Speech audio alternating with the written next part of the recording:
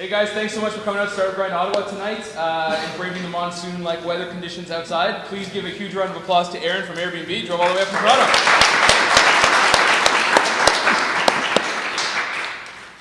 So always like to kick these things off. Can you guys hear us all right at the back and stuff, or mostly Aaron? I know I'm pretty loud.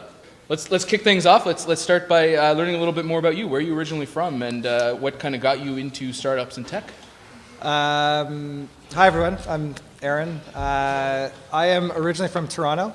Spent my first 2 years of living actually in Ottawa, so spent a little bit of time, great memories, 0 to 2 years old. And getting into tech was kind of I just sort of fell into it. I had a cousin of mine that was in technology, and I thought it was pretty fascinating where he was, and I basically just followed him. Yeah. Cool. It's awesome. What was your early family life like? Were some of your parents entrepreneurial, or just a cousin that you? Well, the wind was blowing from the west, and yeah, we're really getting personal here. Yeah, it's a cozy fireside chat. Yeah, can we set some rules for this fireside chat since it's late? Sure. And you guys aren't drinking alcohol, I don't think, right? So, do we have any alcohol? Only some of them. No. Okay. Only some of them. Well. Why don't we set some rules? You guys are welcome to obviously throw some questions in if you want to as well, so we don't put you to sleep up here. What can I answer? Family? Family stuff, yeah. Early family life, other than your cousin. Who's entrepreneurial? What really? Gotcha. Well, we actually we spent a lot of time at summer camp, my family. My father was the director of a summer camp, and my mom was the nurse of the summer camp, and so we spent a lot of time up there. And I did that up until I was probably 21 or 22. And then I was a ski instructor at a water ski school, and then I did not want to get into the real world, and so I got basically kicked out of camp because I was the old guy there, and decided that I would start up a ski school. That's awesome. Cool. Yeah. So you also went to York University before, or in between? So yeah. What did you study at York? I got punted out of Dalhousie University because I wasn't a very good student. Don't tweet that. Don't tweet that. Yeah, so I did a couple years at Dalhousie, and then I was doing a course called New Venture Creation, which is basically just taking a business plan from start to the point of inception. And my prof, this was during the tech boom, and my prof basically said, this is a great idea, you should actually run with this. And I ended up going back to Toronto to partner up with a company there. And like many things during the dot-bomb age, it crashed. And I said, screw it, I'm going to go and travel the world. And threw a backpack on. I remember my dad saying, where are you going? And I said, don't worry, I'll be back at some point. And started traveling. That's awesome. So yeah. We'll get into a little bit more about what you're doing with Airbnb later on, but your professional background is in sales, business development, and sort of operations. And you work for a few successful companies as sort of the VP of sales, mostly Succession Capital and Alpha Form. So what was that like, that whole experience? So, I mean, those things I think are pretty polished. They weren't that successful. I'd love to tell you that they were, but they weren't. That's good PR LinkedIn messaging. Yeah, so I was running a ski school, and one of my I was going to say my mentors was my girlfriend's dad at the time, who basically said, if you're going to be with my daughter, you actually got to get a real job and get going. And he was a great guy. He was truly my first mentor, this guy. And he said, it's time to get into the real world. And I sort of went kicking and screaming. And he said to me, are you an entrepreneur or are you a corporate guy? Because I see you've started the ski school and it's going all right. But you also like this idea of mentorship and being in a formal environment. So where, when you start looking for a job, where are you going to go? And I didn't have any money at the time, so I wasn't going to start something up. I didn't have the guts to do that at that point in time or the experience. And I knew I didn't want to go into a bank. So he said, have you ever heard of this management buyout scenario? And I said, that's, fancy acronym. And he said, go find a business where the owner is looking to exit, sort of have him take you under his wing and learn the business. And then at some point in time, you can assume the company. You could leverage the company and go that way. I didn't understand half the words he was saying at the time. But I found a business, and that's sort of how, Alpha Form Succession Capital, a couple of years after I joined that company, the owner was looking to exit, and that's when I brought in the private equity group. You took it over. Cool. And what were you guys doing? specifically? Or maybe you can't tell. Yeah, no, we were doing trade show exhibits, so experiential marketing. So we go down to a car show and they've got the big displays. That's the kind of stuff that we were building, and that was really exciting for a day or two. Yeah. Cool. So you mentioned it a couple times that you started your own ski school. So what really motivated you at that time to start that company? What were some of the biggest lessons that kind of came out of that? Yeah, I was just telling someone in the back there that I was motivated to afford beer for the end of the week. So we started a ski school. You don't have to note that. No, don't note that. Don't save that. Yeah, don't note that one. Yeah, so literally, I mean, I was going to travel, and I wasn't leaving for 4 or 5 weeks. And my buddy had a cottage, and his parents just bought this place, and there was a ski boat in the garage. And I just said, well, like, I'm an instructor, and you've got the boat. Let's see what happens. And we flyered a couple hundred cottages, and we were inundated with calls. And away it went. That's awesome. And so what did you guys do to grow that even early stage business, but 2001, there's, no Facebook or stuff like that. Like, how did you guys actually grow? Yeah. Was it just literally hitting lakes at cottages? Yeah, it was pretty guerrilla. I mean, it was, and I'll actually segue to this afterwards, but we learned very quickly that, we started flying these cottages, and we said, what a great idea. People need lessons. And we were really positioning the business as, a great way to learn, for kids to learn how to water ski and wakeboard. Very quickly, we realized that we actually were marketing to the kids, and we didn't need to be marketing to the kids. We need to be marketing to the parents, right? To the moms that were up there with their kids all summer long. And so we actually became an entertainment company. Is really what we did. People would basically pay with us to hang out with us. That was the idea. And probably I'd say, halfway through the first season, we saw something that was really interesting, and that was. Parents were coming down and dropping off their kids at the ski school. The kids were obviously becoming friends as they were in the boat. There was 5 or 6 kids at a time. But as we took the kids out, we would see the parents not going back to their cottages. They would go to one person's cottage and sit on the dock and basically drink all afternoon. And we saw this community start building, right? And so, that turned into Christmas parties in the city where everybody was coming together. And so we really started to focus on the community aspect of the ski school. And I think that's what allowed us to sort of punch above our weight class. So the funny story about the ski school, as it connects to Airbnb, I remember going in, just before Airbnb, I was doing an interview with another startup. I got to the final stage, was flown down to San Francisco to meet with them, and I totally blew the interview. One of those, you get the questions, and you think that you need to know the answer, and you try and bullshit the answer, and I totally folded like a lawn chair in the last round and didn't end up getting it. And so when I finally got to the final stage with Airbnb, I literally, there was 18 interviews and 2 trips down to San Francisco during this process. And I finally met with our head of business operations globally, and she was without a doubt the toughest interview I've ever had. I mean, she went into the weeds and so granular, went through every single line of my resume. This was not a pleasant interview. And she said, give me an example of when you built community, because obviously Airbnb, our host community, our travelers are such a big part of how our business has grown. And I said, well, I started the ski school, and she said, well, where's this on your resume? And all I'm thinking to myself is I'm sitting in the office of Airbnb, why would I ever put the Kawartha Lake Ski School on my resume? And that was the thing that flipped the switch for her, was the community building. That's awesome. Total fluke. That's so cool. That's a great story. So, you mentioned, obviously, I think everyone here is familiar with Airbnb, but can you tell us, in your words, what is Airbnb really? Actually, I met some people that didn't know what Airbnb was. I'm going to call you guys out. And you guys came out? You're like, what the hell is Airbnb? Totally called you out. Do you guys want to explain it? I just explained it to you? No? Okay. So it's house surfing on steroids. Oh, that wasn't my. Don't tweet that either. Yeah. This is an in-camera session, right? Does anybody not know? And I guess it's probably an embarrassing question. Yeah, exactly. To ask now. Nobody's going to stick Does their anybody hand not know what Airbnb is? Yeah, that's cool. In the last 2 years, it's actually changed, which is cool. So Airbnb is, I'll give you my PR response, is the world's largest community-driven platform that connects individuals who are looking for a truly authentic and local experience with people that have a little extra room in their home. And that can be a room or their entire place. Mm-hmm. Is that pretty polished? That's pretty polished. Yeah. So that's Airbnb. So I think to me what Airbnb is, Airbnb, I think when it started in 2008, it was really about an alternative accommodation company. So that was obviously the genesis of Airbnb.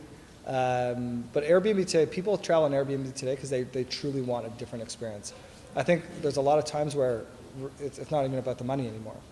I mean, it's definitely an affordable option, but we have places that are $50 and we have places that are $10,000 a night. But people want to feel like they truly belong in a city, in an area, right? That moment when you're traveling, you're in a coffee shop, and you're the only traveler that's in there. Yeah. Right. That's what people are looking for. Absolutely. What are some of the craziest Airbnbs you guys have? Like, I know a couple. Oh, I want to see if man. you know some of them. Or like, or Yeah. or if you know some that I don't know, something like that. Yeah, there are some insane ones. There's like an igloo. I think there's a teepee somewhere. I think there's 3,000 castles now. There's hundreds of igloos. Hundreds of igloos. There you go. Yurts, tree houses. I saw the treehouse. The former mayor of Vancouver has his yacht on Airbnb in Vancouver. I don't know what it is. He's got it for $10,002 a night. I don't know why he does that, but That's awesome. so if you want a great view for waking up in Cole Harbour in Vancouver, I mean, so it's literally it's everything. I've seen people put tents in their backyard and throw it on Airbnb, and the stuff gets booked. Like it's crazy. It's crazy. So what's the craziest Airbnb you've stayed at? I stayed in one in Lucca, Italy.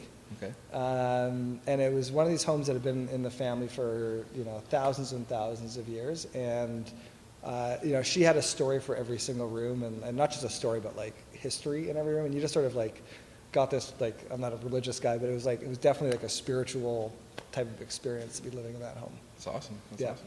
That's pretty. And actually, the thing that made it even crazier was I was in London for meetings on Friday, and I had to be in Milan on Monday.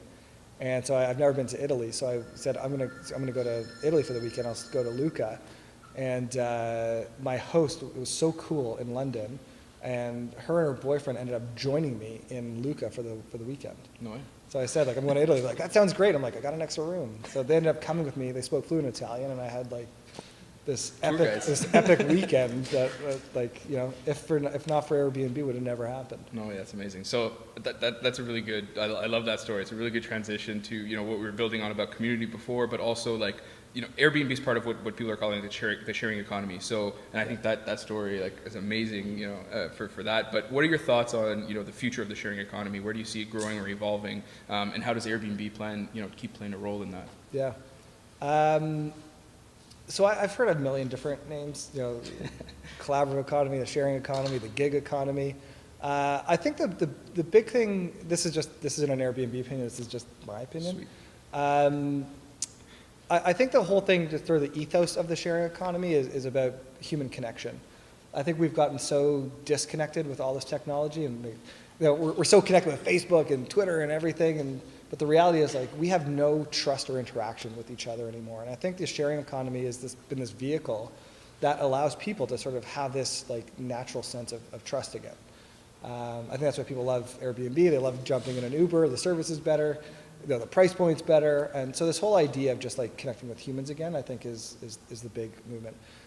That's the sort of warm and fuzzy. Mm-hmm. The other thing is, from a competitive standpoint, I just think that there's so many of these businesses that are springing up that are incredible. And every sharing economy conference, they'll give you the statistic of the hand drill. You guys heard this one? So I think there's something like 800,000 power drills every year that, I don't know if that's they get created or end up in a landfill. I think it's some massive number. Average person uses their drill how often over the course of the life of the drill?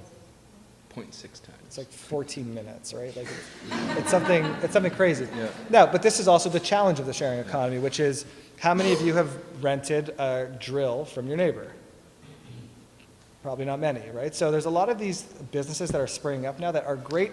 They have great ideas and they make a ton of sense, but unless you have the velocity and the scale, you're just not going to be able to monetize it. So to make $3 or $6 a week on your drill, you're probably not going to go through the hassle of doing that. On Airbnb or Uber, you could make a material amount of money. Those businesses are the ones that are obviously sort of leading the way. But there's some really funny ones that are springing up. Like what? What have you seen? Have you guys heard of Airbnb? Oh yeah, the washroom one. Yeah, I saw that one. So anywhere you are now, you can find somebody's washroom to go. Like, yeah. I don't know what the price point is, and I don't. I wouldn't want to be a host. Like, it might be more for number one than number two. I don't know. And then there's another one called My Ex-Boyfriend's Jewelry. Nobody's going to admit to this one, even if they did hear this. No one's heard about this one? No, I haven't. Can anybody guess what it is? So the jewelry that your boyfriend gave you that has like terrible associations attached to it, and you can't do anything with, you can now monetize it. You can now rent it out to other people. Yeah. Yeah. I'm not endorsing these, by the way. I'm just saying that these are. He's just there. He's answering the question I asked. Yeah. Yeah. But so I think you'll see the future of it. I think a lot of these two-sided marketplaces, it's generally a winner take all, just because it's supply and demand dynamic. So you got to get that flywheel going, but it'll be interesting to see what pops up. I also think you're going to see a convergence. I think you're going to see a lot of traditional businesses. You saw, was it Avis that bought Zipcar? Yes, I think it was. It was one of them. Just nod and say agree. Yeah, So like you start to see, I think you'll start to see some, traditional accommodation players partnering up with sharing economy players, and I think it'll start to get, I just saw, actually, I was in LA last week and I bought tickets to go see the LA Kings game. And you could buy tickets on lakings.com, and then right beside it you could go to StubHub and buy secondary market tickets, right? So you're starting to see them come together, which is pretty neat. Yeah, absolutely. So I realized I did a poor introduction at the beginning too. But you're the country manager for Airbnb here in Canada. Yes. Just in case people are like, who is this guy? No. I was just like, you came from Toronto in the rainstorm, but I didn't say who you were. So as the country manager, like, what's your day-to-day role like there? It's batshit crazy. Like, what do you do? What is the country manager do? Well, it depends on the day. So we are. I'll take a step back. 2 years ago, we were at 500 employees at Airbnb, and we had 40 million guests. If you backed out customer support and engineering, you probably had, I don't know, a handful of people that were actually thinking about the business of Airbnb. Because so much of the growth was organic and word of mouth and people's great experiences. And that's how we saw the growth of 34,000 cities in 191 countries in such a short period of time. So there weren't many people that were thinking about the business. We're now growing up as a company. We now have offices in 21 places. And so these local operations, these teams, are trying to understand the last mile in the market, right? So when we look at growth, and I'm sure all of you guys in your businesses look at growth, and you sort of say, like, new clients came in through this channel, through this event, through this marketing campaign. When you look at Airbnb, you get these lines that are like, here, and then you get that organic bucket. Right? And that organic bucket is a really fancy way of saying we have no fucking clue, right? Like what's driving it other than word of mouth. And so for myself, it's trying to really understand what is driving our business, what are the Canadian nuances, what are the what's around the corner in Canada for us, and that there's obviously a regulatory conversation that takes place. There's partnerships that take place. Our community is front and center on everything that we do. So, how does a small team engage in our community when we're right across the country, and we've got, over 30,000 homes now across the country. So these are the things that we struggle trying to figure out, and where our time is best spent. That's huge. That's awesome. So how did Airbnb originally begin its sort of approach towards expanding into Canada? And kind of now that you guys are thinking about the business, what distribution channels or growth channels or tactics are you guys thinking about to help continue to grow Airbnb's presence in Canada? Yeah. So, I think Canada in general, we're always at the front end of adopting technology. So I think I don't know what the stat is, but like, on a per capita basis or usage, like, on Facebook, we're way over indexed. YouTube, I think we're the number one video consuming country in the world. And I don't think it was any different for Airbnb. The platform was live in 2009 in Canada. And before I even started at Airbnb, and I was the first employee at Airbnb, we had over 1 million Canadians take trips on Airbnb. Wow. Right? So, people are always talking about like the growth, and it's great, and it's like, that had nothing to do with us as a company. It had everything to do with our host community and the type of experiences that people were having. If we close the doors tomorrow, and this is the challenge that I give to our team, if we close the doors tomorrow in the Toronto office, and we're never there anyway, but if we close the doors there, the business is going to continue to grow, right? So the question then becomes, what is it that we're actually doing that's going to have an impact on the business, right? So the business ultimately, at some point in time, will decelerate. We're not going to have this, hockey stick growth all the time. It's the law of large numbers, right? It's going to start to come down. And so what are the things that we can do today that are not only going to help continue the acceleration, but more importantly, try and insulate us from the deceleration that ultimately will end up coming? So that goes to your second point, which is like, what are we doing? What are you doing? Yeah. So drinking a lot of coffee. So we're trying to look at programs right now that, so regulatory, right? We know those conversations are happening. We know that cities are grappling with the idea of the sharing economy. So, how do we help them understand and create an environment where our hosts understand that there's clear and simple rules that apply to it, right? To try and remove some of the gray. That's going to help, obviously.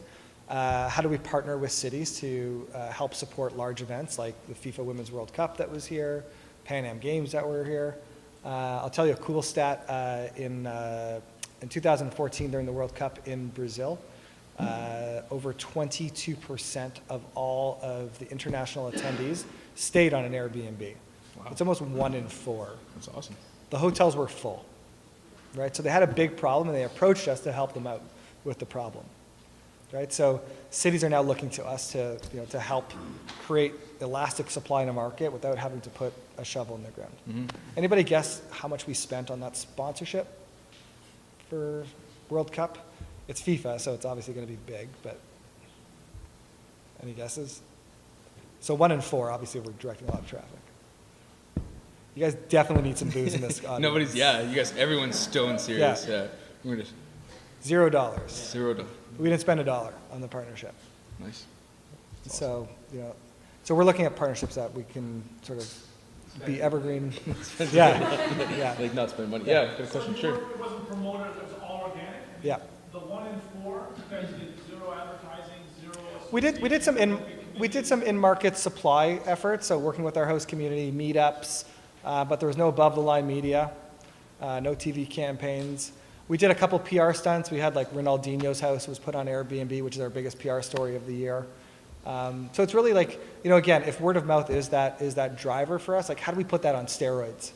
So you think it's like the COC or the committees or anybody like that to No. say, hey, as your athletes or fans or families want something to stay, No. consider this? No, but that's a good question. So in 2016, the follow-up to that is that we're now the official alternative accommodation partner of the Olympics in Rio in 2016. Which is crazy because when you actually think about like the London Olympics in 2014, it was illegal in London, right? 2 years later. 2 years later, the Queen a few months ago signed into law a new home sharing law regulation, and we're now the partners for the Olympics, right? You could create a Canadian community in certain parts of Rio and do the community build up Yeah. on that. Well, we're actually talking to some of the Olympic Foundation now to see how we can. Beaver tails and... Yeah. Yeah, let's perpetuate that stereotype. That's awesome. That was great. What are some of the most important growth metrics to Airbnb? Like you guys have obviously talked a lot about community, which I want to get into a little bit more, Yeah. but what other growth metrics, business side, do you guys look at? Is it time spent in a place? Is it number of properties listed? Like how do you guys measure everything?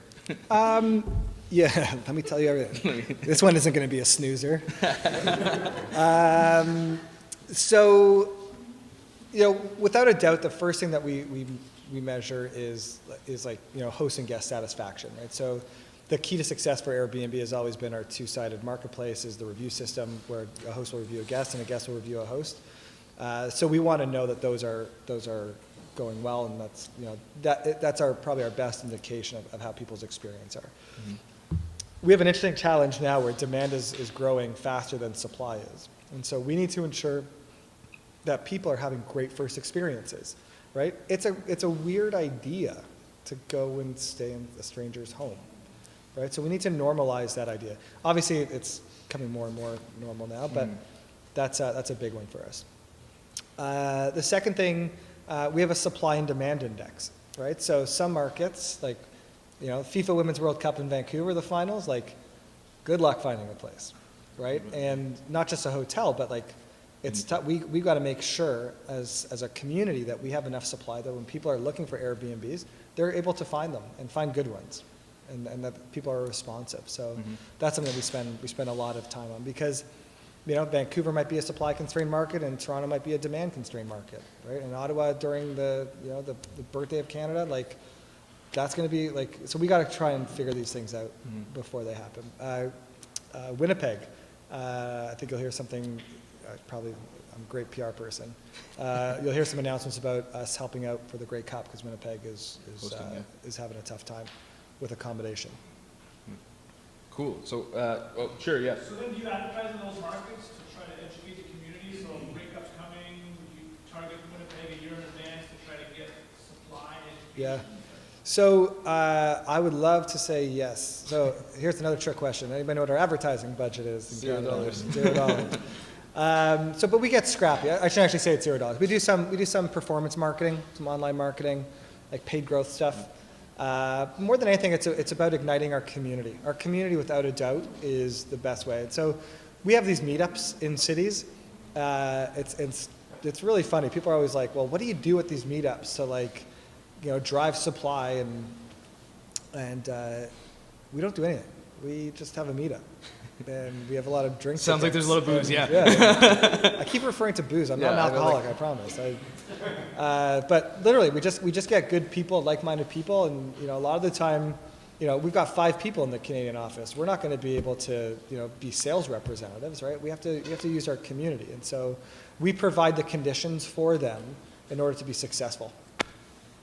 So I've probably ignored this question for far too long, but Yeah. what is some of the stuff you guys do to build that community? How does it play into your growth? What do you guys do to foster it?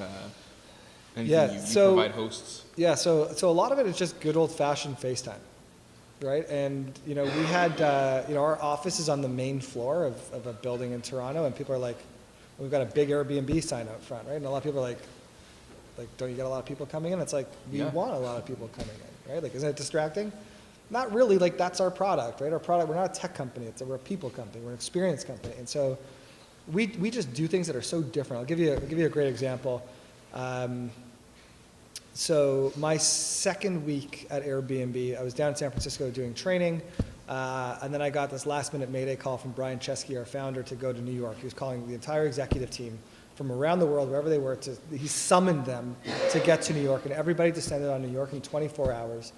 And he basically pulled us into a room and said, we have built a wall between our community and the company. The company, I used to know every single host, and now I don't. The company has grown so fast, and we just don't know what's going on.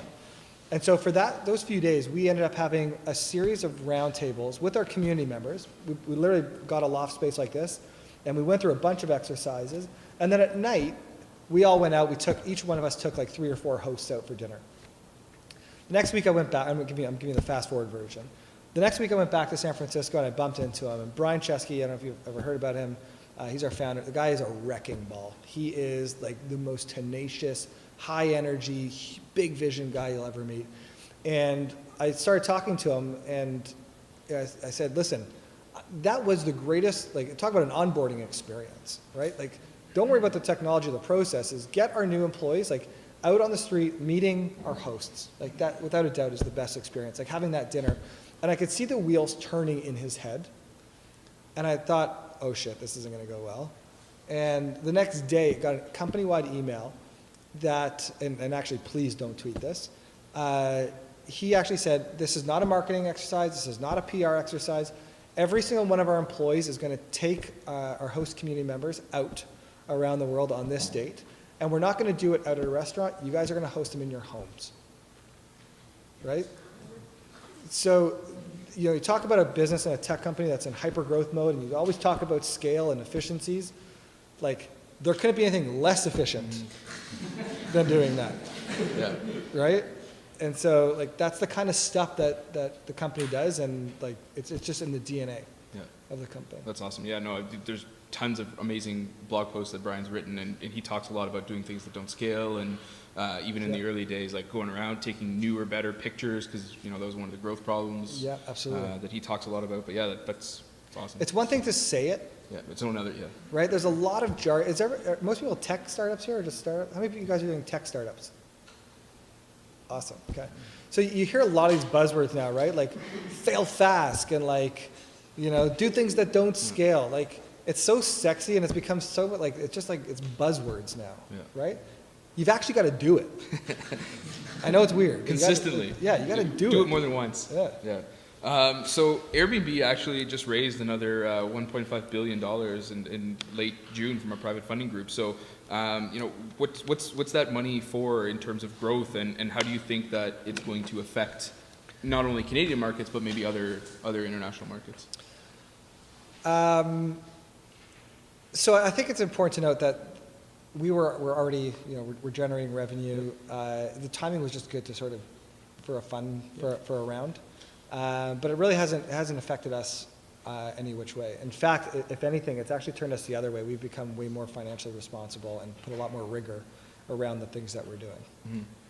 But it hasn't changed what we're doing. Cool, that's awesome. And so what's next for Airbnb, both here in Canada and internationally in the next year and months? I guess the year's almost over. I keep saying the next year, and it's already November. I'm like, coach. So what's next for us here? So we've been in the market now for about a year and a half.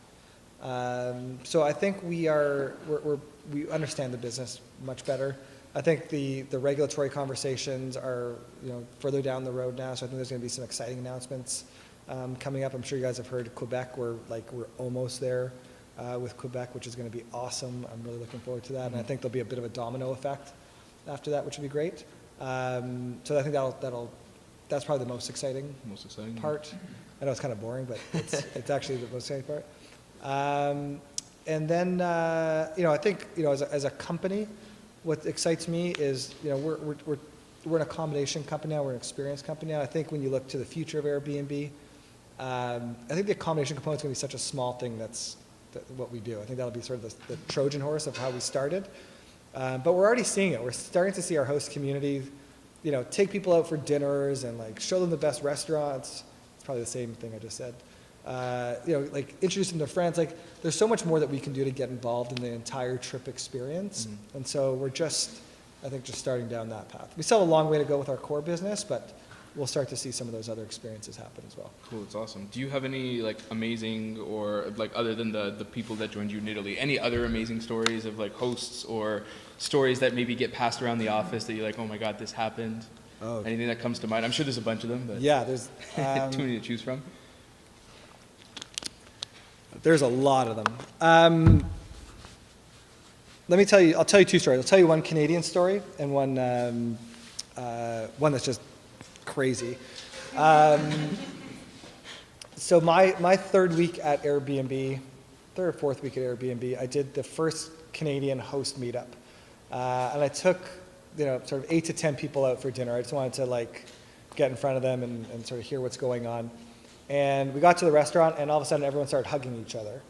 And I was like, wait a second, this is the first meetup. I know this because I'm the first employee, and I haven't done one of these. And they're like, what are you talking about? We've been doing this for years, right? And so that was a really cool experience that they've sort of, got themselves together through our groups page. But over the course of that dinner, I got to meet a lot of these hosts.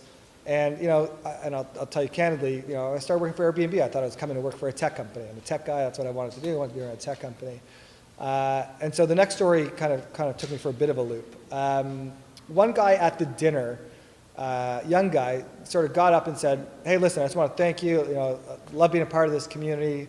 I've been a student. I wasn't able to afford my place. I ended up, help pay for my studies. And, thank you very much. And the next person gets up and starts talking. One of the guys, so in the whole room, everybody started going around and telling their stories. One of the guys, and I was worried about him, one of the guys walked in and he was a little bit disheveled. He clearly hadn't shaved in a few days. He was wearing nice clothes, but you could tell that they didn't fit him. He was a bit emaciated, and so the belt was ratcheted over. And I saw he was drinking quite a bit at dinner. And it got to him, and he was hobbling when he walked in with a cane. So he gets to him and he stands up, really tried to. It was hard for him to stand up. Then he said, "My name's Colin. I used to own an advertising agency. I was trying to have kids. We weren't able to have kids. We made the decision that we were going to dedicate our lives to traveling, and that was going to be our baby. And I was diagnosed with a degenerative hip disease. I'm going in for a double hip replacement in a couple of weeks, and I haven't been able to travel. I lost my agency. Times were tough, and so I put my place on Airbnb. And not only am I able to keep my house, but the world now travels to us, right? And he starts tearing, right? And I start tearing, and everyone's just like, "What the fuck is going on?" Yeah. And so this is like my first little while, and so you start to realize the impact that this business and the model is having on people, and time and time again, you hear the stories of, my husband passed away, the home's been in the family, I can keep the home, and, I can, or I'm an entrepreneur and I need to like make a couple of extra dollars, right? So I think it's something like our biggest interest group are freelancers and contractors on Airbnb, right? People that need a little extra money or some, to sort of bolster up some of the down months. So you hear these stories all the time and they're absolutely fascinating. The second one, and I'll tell this one quickly, is, and I'm gonna probably not tell the story that well, but a guy checks into a place in Berlin. He had just come back from Berlin for the first time. He left after the war, after the wall fell. Anyway, he opens up the door. The host is standing there, and the guy looks at him and says, "I recognize you. I know who you are." And the guy looks at him and says, "Yeah, I know who you are as well." And it turns out they were both guards on the wall in Berlin, on opposite sides, right? So they knew each other from looking through each other's gun scope, right? And now they're staying in each other's home. Wow. Right? Like, yeah. And I'm done. Mic drop. I'm done. Mic drop, yeah. So now we're going to ask another boring question. No. Yeah. Anyway, so that's Wow. that's without a doubt the coolest part of this. And think about this for a second. So it took the company 4 years to get to 1 million guests, right? So think about how long 4 years of your life is, right? 4 years to get to 1 million guests. On August 8th this summer, we did 1 million guests in a single night. Okay, and that number is continuing to accelerate. So think about 1 million people with the same sort of DNA and ethos, right, of trusting people and people are good. So it's 1 million people from 180 countries staying in each other's place on every single night. Think about the ripple effect of that. That's just at 1 million people. That number is going to continue to grow. But think about millions of people every single night who are opening up their homes to people, right? That's going to change the fabric of our society. At least I'd like to think it's going to. Yeah, It's kind of cool. I think it will, yeah. So what have been some of the biggest lessons besides some of those stories, like just from working at Airbnb or from being exposed to that kind of culture, I guess?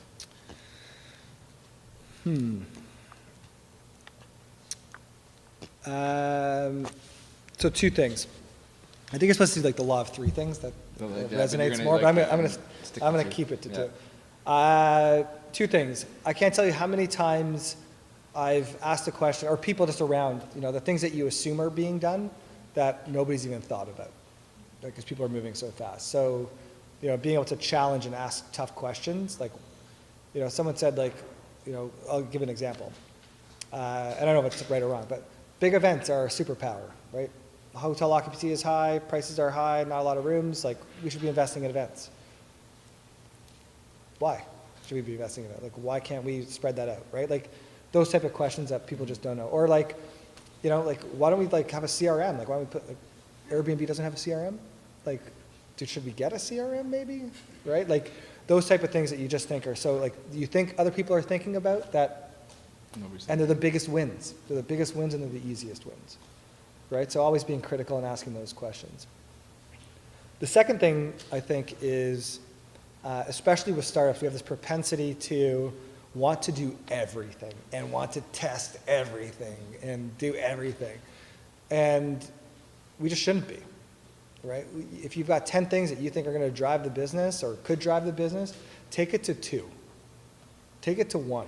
Maybe 1's a little extreme, but like, take it down and do a couple things really, really well. Because at the pace, and when you don't know what drives your business, like, you got to learn from it, right? And we've done this thing where, and I've seen it, not just us, but some other tech companies that have been around, they do these great tests. They tested, we did the test, and it's like, now what are you doing with it? Right? Like, what have you learned from it? And did you set up the test properly? And did you generate your hypothesis properly? And like, did you have the right data to actually learn something from the test? Or did you just do a test? Right? And like, and what are you doing with that now? So great, like you did a test and it affected that aspect of the pipeline. Great, you got more people in the pipeline. Now how do you get more quality in it? Right? So take that test, do it again, but point to something else.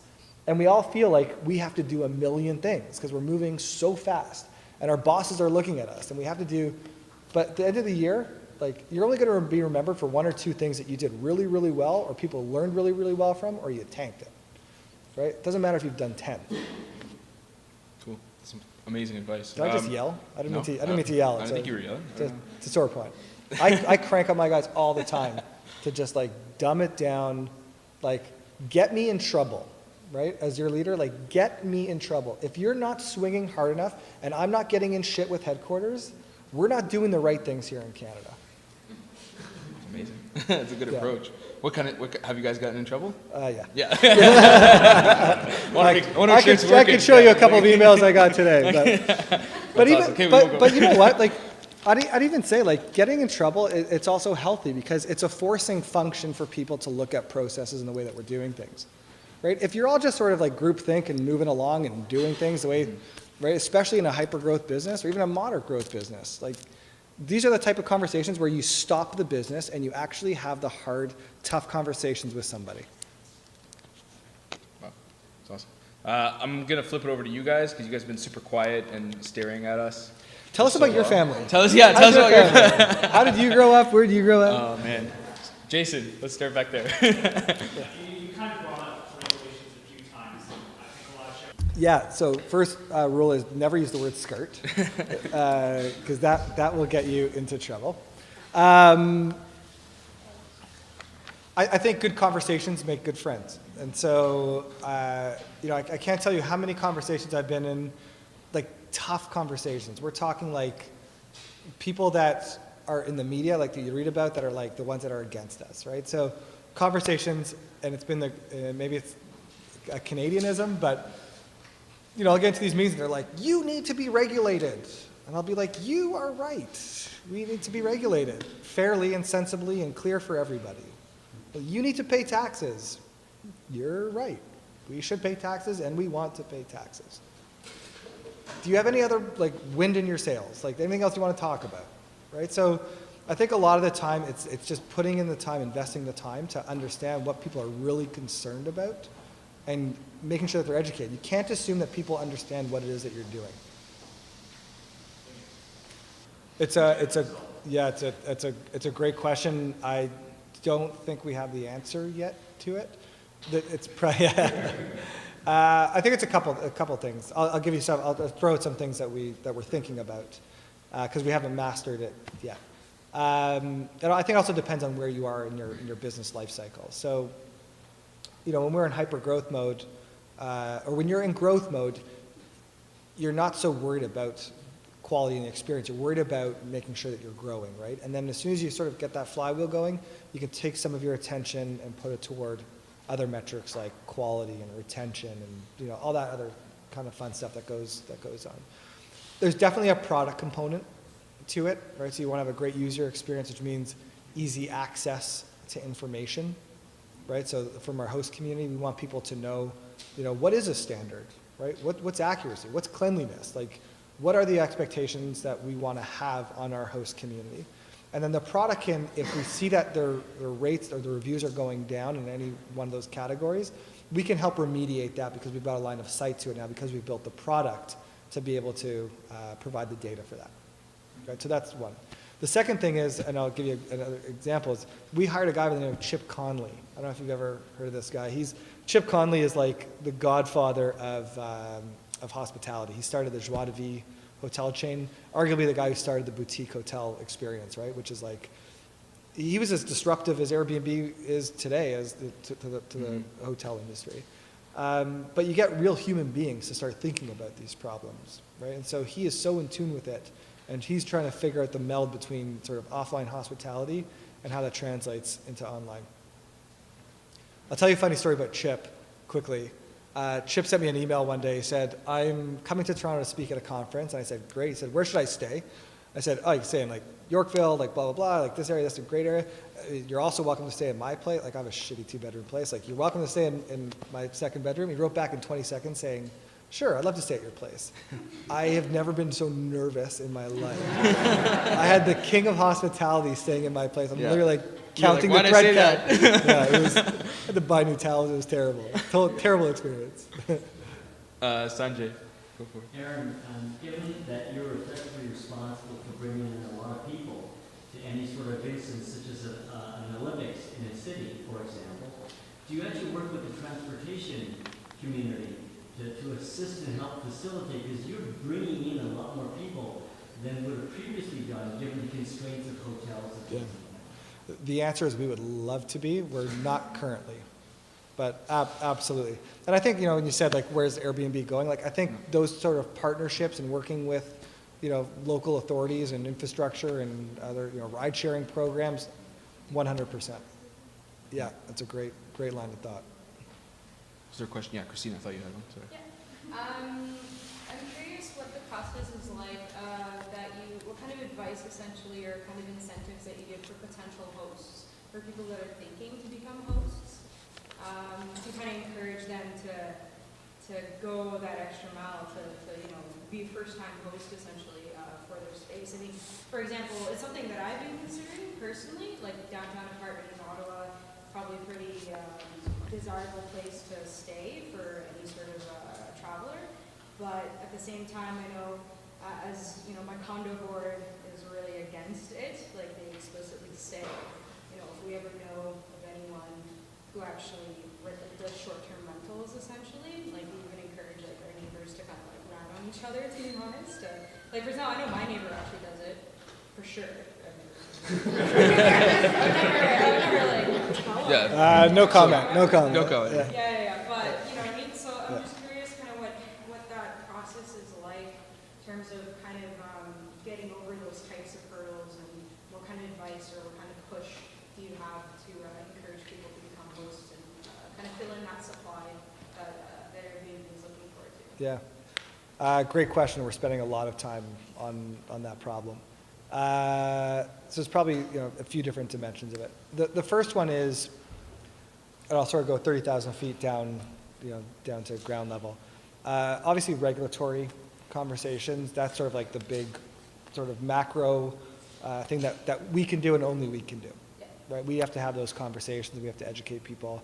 The condo boards, same kind of thing. Right? We need to understand what are their concerns, and they've got legitimate concerns. Mm-hmm. Right? And so the onus is on us to figure out how to systematically remove each one of those concerns. Liability is a big one, right? So like your neighbor's pipe blows, like what do you do, right? They've got a guest in there. Well, as of last week, we have a liability program that covers all of our hosts. Everyone's opt-in and $0 to them, and it's principal liability insurance. So that problem, which is a huge one for us in the condo boards, gone, like not even a question anymore. So I think there's things that we can do up, sort of up top. Moving down, like what gets people to think about using Airbnb? There's no question about it. People want to go on Airbnb because they want to make a couple of extra dollars. And so, what are the things that we can do to let people know that this is a good point in time for them to take that step and to list their space? So building out programs around big events, hugely opportunistic, right? Supply and demand, they know they're going to make a little bit extra money. We created a calculator, which is basically put in your address, and it'll tell you sort of what the average is and what you could earn on a monthly basis to get people around. So that's sort of on a product side. And then we do things, again, that just do not scale. We get people to bring their friends out, and we email people that have traveled on Airbnb, that have never hosted on Airbnb. We get them out and say, like, let's get out and get a bunch of people in a room talking. Yeah. Awesome. Yeah, Joel. Yeah, so just actually on that note, I was thinking, when you mentioned, so if I'm traveling on Airbnb, then that probably means my place is vacant. Yeah. So I've done it, I've traveled a lot on Airbnb, so I realized I've never kind of got an email back saying, hey, maybe your place is vacant. And it actually took me 2 trips to LA to find out I was staying in Airbnb and going, oh shit, my place could be making me money. So I actually spent the summer in LA making money to be in LA because my place here was rented for more than the place I was renting. What's your email address? Yeah. Yeah. that would make a lot of sense. Yeah, this is all part of, like, you know what I was saying with like the prioritization. Like, there's like there's so much stuff that we can be doing and should be doing. Like, I posted on Facebook the other day, like first time, like saying, you know, you should become a host on Airbnb, and it said like you can earn $66, and I'm looking at this thing and I'm like, a day, a night, a month, a year, like this is the worst copy I've ever seen in my life. Like, right? Like, who's doing this thing? Like, so yeah, I mean, huge. There's tons of that stuff that we could. I could make more money. Yeah, but it's also the exciting part, right? Which is like, you know, what are those things, and what are the things that are really going to have an impact on the business, right? So, you know, how many people are traveling? More than hosting. So, like, we get 10% of those people doing that, right? Yeah. And then we do a partnership with one of the airline carriers at the same time. That you have, like, there's lots of stuff that we could. We just need the bandwidth to do it. Gabriel. What's the logo? What's that logo? It's whatever you want it to be. It's a Balo. It's a Balo. What's So a if Balo? you actually look at like the genesis of the logo, it's people. So you can actually see someone. You can see like arms, people, places, love, and the Airbnb. So we're a creative company. Yeah. Check. Yeah, we'll go here and then we'll go. There's actually a video online if you There- Google yeah. Balo Airbnb. You'll see some funny videos, but you'll also see we put out a video as well that sort of Yeah. defined what the And genesis if was. you're after you watch that video, Google BetaWorks logo and see what they did, because they got a crazy story about how they came up with their shape thing too. So Yeah. yeah, right here, right behind you. Yep, yep. Yeah, so it doesn't sound like you have doing any development there in Toronto. But I'm just wondering if you could offer anything that you know that your engineering team does right that contributes to the success of the time. So maybe they don't do anything. No. They don't do anything. Yeah. I was gonna say, so maybe another way to rephrase or like add to that is like, what does the Canadian team look like, and is there any engineering that happens here in Canada, or is it all in? We don't have any engineering yet in Canada. We have a lot of Canadians on the engineering team in San Francisco. Probably shouldn't be supporting the brain drain, but so lots of Canadians around. The team here we've got 5 people now. Yeah. One person is the head of community, and so she basically is just living on Air Canada, just going back and forth and having community events, and a bunch of other stuff. Somebody that's in charge of supply. When we started to sort of set, like when I started the team, I said, I actually took a little bit longer to build the team because I just didn't know, like, Italy is a very demand-constrained market. I didn't know where we were in that mix, and like, everyone's sort of different. So I took a little bit of time, and I thought, what I'll do is I'll just cover all the bases of like marketplace dynamics. So we'll have somebody on supply, we'll have somebody on demand, we'll have somebody that does community, account management, whatever you want to call it, and then like a program manager, somebody that would just like sort of connect the dots. What we find is that, and so that's what we've got. We've got somebody on brand partnerships, getting people to understand what Airbnb is, to travel on Airbnb. We've got somebody who's working on issues like condo boards, like getting people to actually think about putting their places on, and then community. What we're finding is that the number way to keep supply is to get them a booking, right? So now our brand guy, our demand partnership guy, and our supply guy, like, they're doing the same stuff. It's all sort of part of the same ecosystem is what we're finding. Makes sense. Yeah. Does Airbnb have a future to go with, like to join to be GDS? Like, is there any? Do you guys have any idea of where you're going to be in the future? Like, are you going to be a global distribution system similar, like you have 5 of them that control the entire travel industry, right? So I was wondering if you guys. Sorry, GES? Yeah, Global distribution system. yeah, exactly. So the whole travel industry is monopolized, right? Well, you think you're buying from all these sites; they're all owned by 3 companies. Gotcha. Three Yep. major companies. Yeah. Who pretty much dictate the prices, right? They're getting the airplane for like half the price, right? So the whole idea is, are you guys going to become your own GDS? In the future, Absolutely I not. don't even know that, so. Yeah, absolutely not. No, That would be the antithesis of what the DNA of Airbnb Do is. you have any fear that they're not interested in doing the same thing? Absolutely not. That would dismantle everything that we've built up as a company. Yeah, we would never. And we get these. I mean, we get partnership requests all the time to do stuff. Like, like we will not, everything is about our community and like the ethos of Airbnb. Anything that, like we literally have a committee that goes through it. Like we would never, anything that would be even questionable like that, we wouldn't even touch. Right behind you, yeah. I haven't done all my research on Airbnb, so I apologize if this is kind of a redundant question. I mean, is there a day where Airbnb becomes more of a platform company? So an Uber of X type of model where an Airbnb of X, of meeting rooms, so there's a capacity, there's demand. Yeah.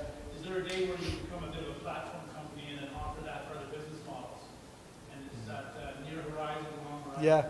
So it's been interesting. We've had a lot of companies sort of spring up to support the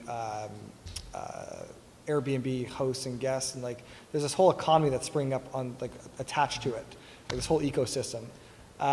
We've been very careful to stay very focused on the trip experience, and that's sort of our North Star right now. And so we'll look at companies like,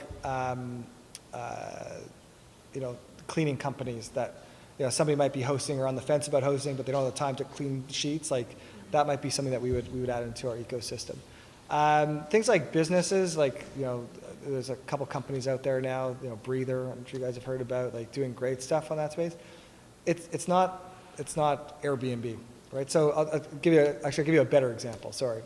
Property managers, right? So there's a lot of property management websites out there that have units that are secondary homes that are income properties.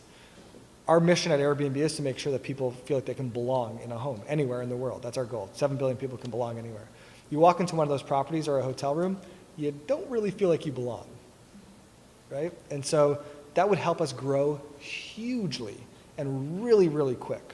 But we just won't sacrifice the culture and the DNA of Airbnb. Awesome. Painful sometimes, but. Yeah. Any other questions? I think there was a few other hands. Eric? Yeah. Oh, yeah, just in front there, yeah. I know the company is already internationally in many countries around the world. My question is about the non-English speaking markets. How do you manage in those countries? Yeah, that's a good question. Better now than yesterday. So we have a team that's just dedicated to language. So especially countries like China, where we've got a major thrust into China and Asia right now. So we're now putting teams on the ground there. But we also have a self-learning platform. So people can now actually add translations in. That was a success to Facebook, right? Facebook actually you would never be able to translate content as fast, but it was actually user generated. That's how they expand so fast. Mm-hmm. So we're taking some of their playbook. That's awesome. That's the first time I've had that question. That's a good question. Yeah, it's a really good question. Any other questions for Aaron? Oh, yeah. So you sort of touched on this before, but what would you say is the greatest challenge for both the host and the user that's actually staying and using Airbnb? Challenge in what regard? Like, basically, from a person who's done both sides of it, Yeah. I was just kind of curious if some of the challenges that I would say I faced are ones that you guys from a corporate sort of things are seeing as a whole. For example, just even the timeline for when to meet someone who's coming to stay at the place, for the key exchange, et cetera, Yeah. et cetera. Separately for myself, I travel a lot, but when I do, it seems to be very last minute. I love staying at Airbnb, but it's a lot better. You get a Yep. lot better bang if you can plan for it. For So sure. that's why it's sort of the challenges for what I find for myself. So I'm just kind of curious if there is some real general ones that you basically are trying to attack or Yeah. see. So the biggest one I actually think it's probably for both guest and host, is just the concept, right? The idea of normalizing this idea. Again, early days, I had a federal minister approach me and say that they wanted to have breakfast with me to try and understand what it is that we were doing. He was, late 60s, early 70s, sweet guy. And I told him what we did, and he said, "Let me get this straight. You guys facilitate strangers sleeping in each other's homes." And I said, "Yeah." And he said, "People are doing this?" I said, "Yeah, a few people are doing this thing." And he said, "There's entire industries that are in place to prevent this sort of thing from happening, right? Like alarm companies and door locks." So, I still think we have a ways to go. just a normalizing the idea of staying in somebody's home. You've done it, you know, you walk in there and you're like, of course, that, like, this makes perfect sense. But, you know, getting into the mindset of somebody that has not done it, it can be a thing. You know, people always say, like, I'm going to sleep in someone else's bed, you know, like. It's going to change in terms of if you stay in a lot of different Airbnbs. I mean, I've gone to places where it totally feels like somebody else's place, but you can tell they plan for a stranger to be in their house. Right. And other places where it's just like, I just walked out the door, but you guys can stay here right now. Everything's like, Yeah. you know. And I think the first time I experienced that, where I was just like, they left the computer on the table, didn't even put it, you know, Yeah. not in a drawer, nothing. You know, But it's this just like, it's just a weird. This is part of the normalizing it, though, right? Like, and so, you know, I'll use another example. Like, so I was just gonna say the bed, right? Like, people sleep in your beds. Like, go to a hotel room. Like, many people sleep in that bed. Like, you know, a few people, or like the Uber, you know, the you know, ride sharing. I'm gonna get into a stranger's car. Like, that's crazy. It's like hailing a cab on the corner is not like getting into a stranger's car. And so, I think it's time, right? Even listen, the idea of Facebook, right? Like, you were absolutely insane if you were going to put your name on the internet. Yep. Right? You were insane. Now you're insane if you don't. So now it's only grandparents on Facebook. So. Any other questions? Yeah. How do you handle ads or any of, like, say, ads drop ads or get involved? How do you handle it? Yeah. So, you know, it's all about perspective, right? So on any given night, there's a million people on Airbnb, and you know, it's literally like 0.0000001%. That's a fact, by the way. Like, that's how many zeros it is. And so I think the important thing is, at this scale, you know, the rare event, like, it's going to happen, right? Things are going to happen. And so for us, it's about ensuring that the right processes are in place and the right coverage is in place. When it does happen, being there fast, owning it fast, and making sure we've got the right protocols in place. We've screwed this up early days, but we keep bolstering it, right? Now, this is what I was talking about, like failing and then continuing to build on it. We started with a $5,000 policy. We went to $50,000 policy, $500,000 policy, $1 million. And then we said, okay, well, liability is the next big one for us. Like, we didn't have that, now we have that, right? So as of October 22nd, right? So I think it's about having all these mechanisms in place. And, you know, we've had incidences, and we're there, right? It was actually really interesting, and we don't release this information, but I saw it slip out in an article last week when we launched the liability program. When we did our pilot for liability program in the United States, we had 8 million trips occur, and there were 50 claims out of 8 million trips. 8 million trips per month. During the pilot period of that liability program. So, you know, it's literally, and so you gotta balance that, the incident and being empathetic, and there's no way around that. Like, you've got to be empathetic. If you just sort of dust it off and say, oh, it was just that 1 in a million, like, right? It's about that person and that family and how they've been affected by it. Eric, and then Christina. And just to echo that, there are 2 answers, right? I actually run a brief network in Ottawa. I had one of the very same questions, and the instances that occur so minuscule. But so my question, how do you manage and identify what markets are, where the availability of the product and demand? How do you manage that balance? And when do you know that a market is ready to accept it? Yeah. You don't really know. You know, I mean, you could look at things. I mean, for example, you know, World Cup of Hockey is coming to Toronto this year, right? And at the same time, it's TIFF, right? We know that's going to be a big time in the market for us, right? So we'll spend some time there. We do have an algorithm that balances, you know, how many people are trying to contact a certain market versus supply and availability.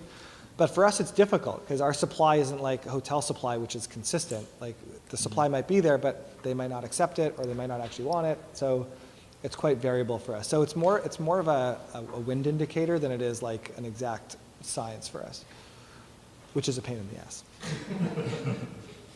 Christina? Oh no. Oh, you changed mine? Okay. It was more just talking about, the incidents, essentially, kind of the worst case scenarios that happen. I think there was a case in Calgary that ended up happening. Some family's home got completely trashed entirely from, I don't know if you're actually an Airbnb customer though, but They were. kind of challenging the concept of something like Airbnb kind of happening with professional stuff. Yeah, I think their last statement was they're still going to use Airbnb because we, Were they Airbnb yeah. customers? Yeah, I didn't Yeah. remember at all, but yeah. we took care of Yeah. all of that. Cool. Any last questions for Aaron? Oh, we got two. Okay, last two. We'll go over here. Come on. Thank you for sharing your experience with Airbnb, and you've really all been this before, and you always are one of the most successful startups in the US. So to put it into some Canadian perspective, so what is the number one advice you can give a community-based startup so that can make it more successful? Independent from the US, we don't see that kind of. Yeah.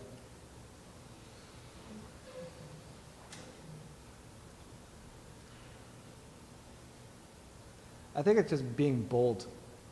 When I was working on a project with our founder, and you've heard the term wrecking ball before. Like, he is truly a wrecking ball, and there are things that he takes swings on that I just don't have the guts to do it, and he forces us. Every Sunday night we get an email from him on his perspective on things, and in every email, in some way, shape, or form, he's telling us to go out there and break things and take swings at things and make things happen. And we just had an incident, a few weeks ago, and it was a big incident that we screwed up on, and he came back and had a company meeting and said, like, pulled everybody on stage and said, like, you did bad, and you did bad. Let's have lunch, right? And so I think that's probably the best thing. You hear about this, idea of like failing, but you really, it's not just words. Like, you really, really need to have that understanding in the office to really push the limits and that people feel safe to do it. Cool. There was a second question over here somewhere. I lost it. Yes, go for it. There's a lot of companies nowadays that are growing exponentially without actually looking at any tangible assets or anything like that for example, Airbnb. So what are the steps, considering you have customers in remote locations, what steps do you guys take to ensure that quality control is in place and making sure that you're not having, you're not engaging your business for people who are using Airbnb for the ways that you don't want to use it? Yeah. Things like that. I think that's probably the core of what the sharing economy is, which is, and actually goes back to more of a regulation conversation as well, which is regulations and the traditional business model is always about brands, and brands had the reputation, and that's what we relied on, right? And that's what we paid for, because we knew what we were getting if we purchased from that brand. Today, people have brands, and people can have brands because we now don't have this issue of asynchronous information, right? Where you'd buy a car from somebody and you didn't know if it was a lemon or not, you didn't know who that person was. Well, if that person has a history of selling cars, you're probably going to be better off doing that. So I actually think that's the beauty of the model, is that if the technology is right and you can provide that information flow, it's not going to be an issue. That's what allows it to scale. Awesome. Cool. Guys, let's give a huge round of applause to Aaron. Thanks for coming out. Thank you.